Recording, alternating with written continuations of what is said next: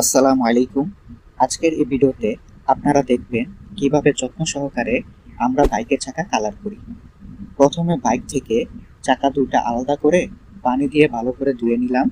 তারপর চাকার রিং এর সাইডে অর্থাৎ টায়ারের উপরে কার্টন টেপ দিয়ে ঢেকে দিলাম, যাতে রং রিং এর বাহিরে না লাগে।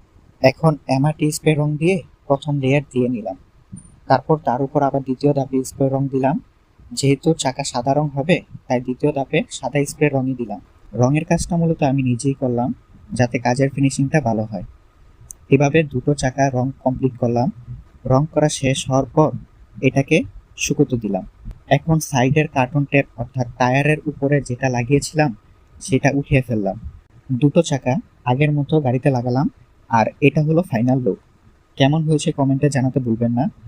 আমাদের দোকানের ঠিকানা বনশ্রীর পাশে, নন্দীপাড়া, দক্ষিণগাঁও বাজার। ধন্যবাদ।